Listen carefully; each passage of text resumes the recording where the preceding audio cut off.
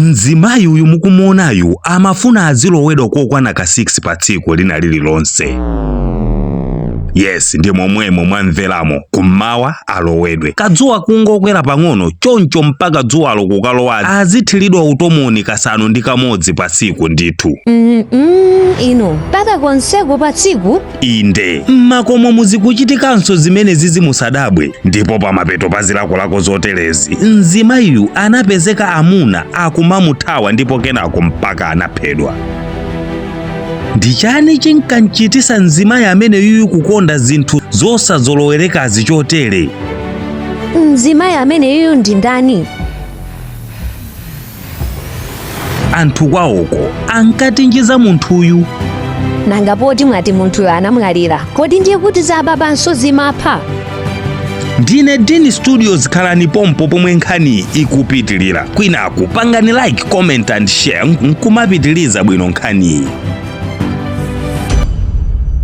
Xiao Cheng wa zaka 41 zakubadwa wa dziko la China. Xiang walimbana nawo moyo ukulimbana nawo kwabwino, ndipo iyeyu sanangobadwa kufikira pochikonda chilengedwe cha bambo chonchayi, koma iyeyu pachiyambipo ndithu anabadwa zabwinobwino monga muja mwana aliyense abadwira nkumakula. Xiao Cheng anali mzimayi oziwika bwino ndi mabizinesi, anali ndi makampani ndipo zinthu zimamuthekera ndithu. Koma tsiku lina pa Valentine Day mu chaka cha 2009 kampani ina inapangisa pate ya anthu amabizinesi. Kumaloku kunali anthu ambiri oziwika komanso ochita bwino, ndipo mmodzi mwa anthu omwe anali kumene koko ndi Xiao Cheng, yemwe muchigulugulu cha anthu ambirimbiri naye anaona munthu wina yemwe amaoneka mosiyana ndi anthu onse, yemwe anavala mosazikweza. Anangovala shati yake yosita bwino zomwe zinamusiyanitsa iyeyu ndi anthu ena kwa Xiao Cheng, ndipo anapita kwa munthu wosiyana ndi enayu ndi kukamunong'oneza kukhutu kuti akuoneka bwino mu shati yakeyo, ndipo kwinaku akumugwirisa m'manja mwake kapepala pomwe panali nambala yake ya mkaziyu.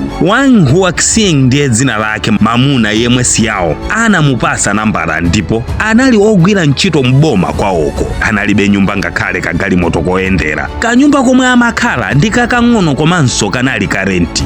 Anali osakwatira, ndipo iyeyu atalandira nambala ija sanaphwekese koma kuyigwirisa ntchito macheza nkuyambika. Mkaziyu amayimba foni mamawa masana ngakhale mazulo kumene nthawi ndi nthawi, ndipo ubale wawo unakolera ngati moto pa tchire lowuma. Chikondi ndiye chinabeba. Kwinaku kutumizirana matext achinayu wa my heartbeat I can die for you. Uku kunali kukomesa chikondi chawo ngakhale Wang ankazikayikira kuti iyeyu ndi opanda kanthu nkukhala mchikondi ndi mzimayi wa ndalama chonchi. Anzake ocheza nawo pena amamutiza ponena kuti apa ndiye wayiphula basi, ndipo patadusa nthawi pang'ono mkaziyu anamuza Wang kuti asamuke komwe amakhala ndi kuyamba kumakakhalira limodzi, ndipo zinatenodi. Apano ndipo mwe nkhani yonse inayambira. Pomwe ndikupitirira ndi nkhani ndikuziwiseni kaye za Paragon Construction Company. Awawa ndi akatswiri okhawo omwe amapanga maservice monga painting and road marking services, zija zolemba mutala zija, general construction services, kupanga renovate ma buildings and maintenances, komanso awawa ndi makadaulo pa nkhani yokunga denga, matiles ndi floor, plumbing, landscaping services, electric and laser wire fence, zomwe kuyambira installation and maintenances ndi zina zambiri zomwe atakuuzeni mukalankhulana nawo nokha pa 093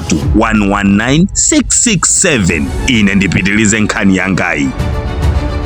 Mkaziyu anali very supportive kwa boyfriend wakeyu moti atamva kuti mayi yake Wang adwala. Iyeyu analipira mabilu onse akuchipatala komanso kuwapezera amayi onesi wa private. Koma chikondi ndiye chinanona, ndipo Xiang amamuyimbira foni akapita ku ntchito pafupi kumufunsa ngati wadya, kumufunsa kuti akamutenge. Izi zinapitilira mpaka zinafika pa japoti sizachikondi nsoko zina. Xiang amamulonda mamunayu pomufunsa kuti anali ndi ndani, akutani ndi zina zambiri, ndipo pena amafika pomango umuyimbira mamunayu ngakhale akudziwa kuti ali pa meeting. Izi zinayamba kumupasa picture Wang kuti sali mchikondi koma mundende ya chikondi. Chinthu china ola akapita kwawo ali otopa, mamunayu amauzidwabe kuti mkaziyo ali ndi zilakolako akumufuna pompo. Akapanga ngati mamunayu sanapange kanthu, mamuna ate amafika poti olo utomuni osatulu anatulukanso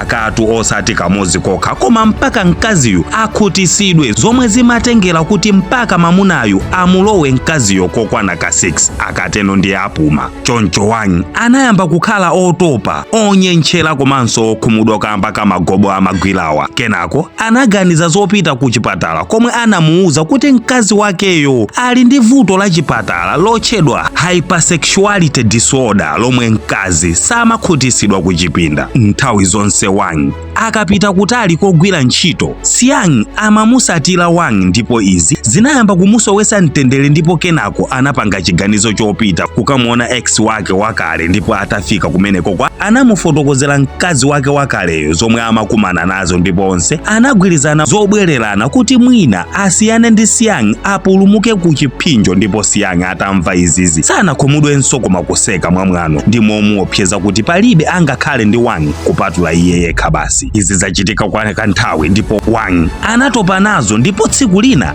anamubaya Xiang ndi mpeni nkumuphera pompo. Kenako yekha nkuimbira emergency call kuti kwachitika ngozi ndipo atafika apolisi Wang anafotokoza chilungamo chokha kuti si ngozi ayi koma wapha ndi iyeyo. Apolisi atafufuza anapeza kuti Xiang anali ndi vuto lomwe limamupangisa kupanga zomwe amapangazi ndipo Wang sanamangidwe chifukwa amuna enanso angapo anayikira umboni za khalidwe la Xiang lofuna kangapo pa tsikuli. Osayiwala kupanga share Xiang.